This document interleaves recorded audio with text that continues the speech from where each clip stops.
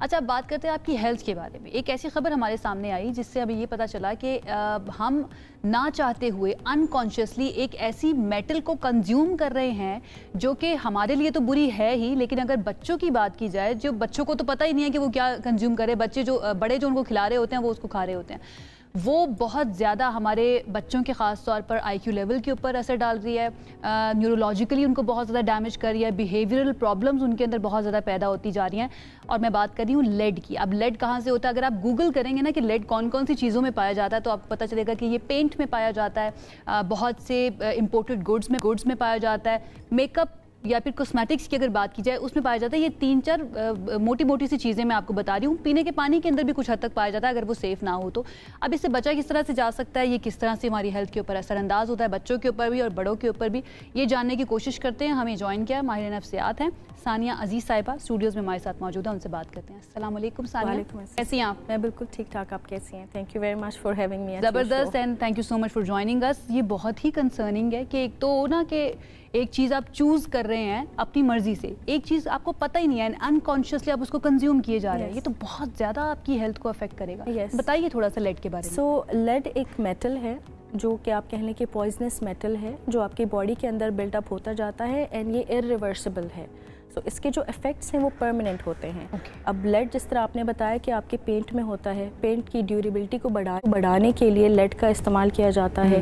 Secondly आपके जो है ना घरों में जो यूटेंसिल्स यूज़ होते हैं उनमें लेड का इस्तेमाल किया जाता है। आपके क्लेम के जो यूटेंसिल्स होते हैं उनमें, आपके बच्चों के जो टॉयज़ होते हैं उनमें उस तरह का पेंट का इस्तेमाल किया जाता है जिसको ड्यूरेबल बनाने के लिए कि पेंट ना उतरे, उनमें लेड यूज़ होता है। डाइज़ में जो आप चिप्स वगैरह खाते हैं या पेंटेड कुरकुरे टाइप जो होती हैं चीज़ें, उनमें जो है ना लेड का इस्तेमाल किया जाता है। डाइज़ के अंदर कुछ ऐसे मसाले हैं जिनमें लेड ऑटोमेटिकली स्पाइसेस में पाया जाता है। सो अनकॉन्शियसली हम डेली लाइफ में लेड को कंज्यूम करते हैं। अगर आपके घर में ऐसा पेंट है जो काफ़ी पुराना है और उतरा हुआ है, उसको आप थ्रू ब्रीदिंग के थ्रू एब्जॉर्व कर रहे हैं और बच्चे भी एब्जॉर्व कर रहे हैं। और सबसे मेजर इफेक्ट जो लेड का होता है आपके बॉडी के अंदर वो आपके ब्रेन के ऊपर होता है। अच्छा, हम इनहेल भी इसको कर रहे होते हैं, ये हमारी आबो हवा में भी होता है? यस, बिल्कुल, आपके डस्ट में होता है। अगर आप किसी ऐसे एरिया में हैं जहाँ पे फैक्ट्रीज का काम हो रहा है, बैटरीज की मैन्युफैक्चर हो रही है या फिर रिसाइकलिंग हो रही है किसी चीज़ की, उसमें अगर कोई लेड है तो वो डस्ट के थ्रू इन्वायरमेंट में आता है and then you consume through breathing.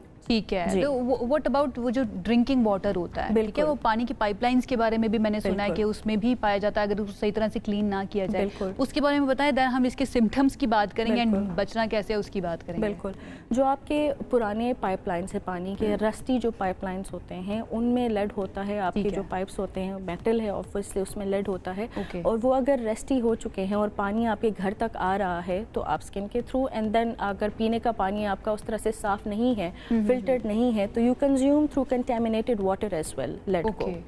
Consumption का मतलब यही है कि आपके अंदर जो जा रहा है या फिर आपकी स्किन के थ्रू भी ये पेनिट्रेट कर सकता है लेड?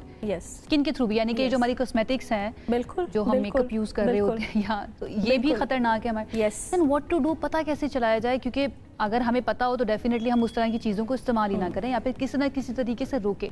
पता कैसे करें जिस तरह कॉस्मेटिक्स की आपने बात की, आपकी काजल और जो ट्रेडिशनल हमारे कॉस्मेटिक्स हैं, काजल एंड सुरमा, इनमें लेड होता है और वो अक्सर आपने देखा होगा कि बच्चों की आंखों में लगाते हैं। हम रैंडम कोई ब्रांड यूज़ करेंगे सुरमे का या काजल का और हम लगाएंगे, हमें पता नहीं चलेगा उसमें लेड की क्वांटिटी कितनी है, तो वो आप कंज्यूम करते हैं थ्रू आपकी स्किन कॉस्मेटिक्स के थ्रू, तो ये आपका लेड बॉडी में बिल्टअप होता जाता है। क्योंकि कोई स्क्रीनिंग नहीं होती है नेशनल लेवल पे, आपकी अवेयरनेस भी नहीं है, तो आज से पहले शायद हमें भी नहीं पता होगा कि लेड पॉइजनिंग कोई चीज़ है और मैं डेली लाइफ में उसको कंज्यूम कर रही हूँ, बच्चे उसको कंज्यूम कर रहे हैं और उसके जो एडवर्स इफेक्ट हैं वो खासकर बच्चों के ऊपर होते हैं। सिम्टम्स क्या होते हैं? लाइक मुझे कैसे पता चलेगा?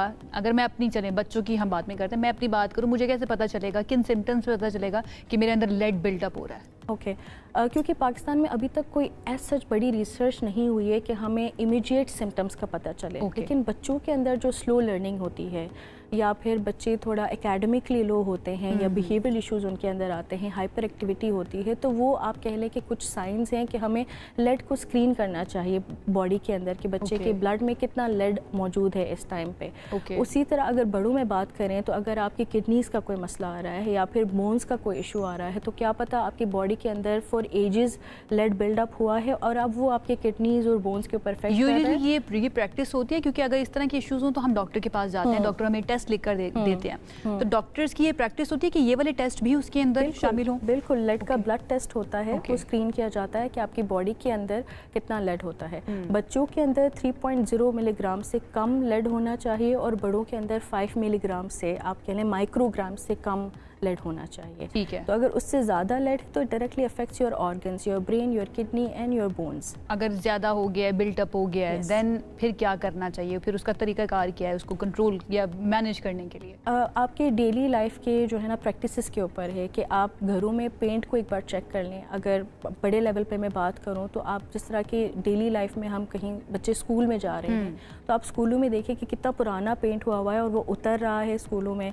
ठीक है, और बच्चे डेली लाइफ में वो ब्रीदिंग के थ्रू कंज्यूम कर रहे हैं। आपके घरों में जो पाइपलाइंस हैं वो रस्टी तो नहीं है, आप कंटेमिनेटेड वाटर तो नहीं कर रहे हैं, तो आप पानी का टेस्ट कर सकते हैं। ठीक है। आप जो है ना पेंट इस तरह का यूज़ करें घर तामीर करते हुए या पेंट करवाते हुए जिसमें लेड की मकदार कम हो, ठीक है। Other than that be careful कि जो हम स्नैक्स वगैरह खा रहे होते हैं वो किस मैन्युफैक्चरिंग कंपनी से बन के आए हैं, उनमें क्या क्या चीज़ें हैं, इंग्रेडिएंट्स, जिनको इंग्रेडिएंट्स पढ़ने की आदत है वो किस चीज़ को देखें कि अगर ये मौजूद है इसके अंदर तो फिर उसको कंज्यूम नहीं करना। क्या चीज़? उसमें डाइट स्पाइसेस हैं तो डाइट स्पाइसेस, हाँ, क्योंकि डाइट स्पाइसेस होते हैं जो आपके चीटोस हैं, रेड कलर के जो चीटोस होते हैं दैट्स डाइट, और आप उसको खाते हो तो आपके हाथ पे कई देर तक उसका जो है ना रंग लगा रहता है। बिल्कुल, क्योंकि उनमें लेड यूज़ होता है डिफरेंट स्पाइसेस में और डाइस में, तो इन चीज़ों का खास ख्याल रखना चाहिए कि आप किस तरह के जो है ना प्रोडक्ट्स को कंज्यूम कर रहे हैं। बच्चों की बहुत सारी जैसे कैंडीज वगैरह होती हैं उसके अंदर डाइज मौजूद होते हैं, कलर्स मौजूद होते हैं, इसका मतलब है कि वो भी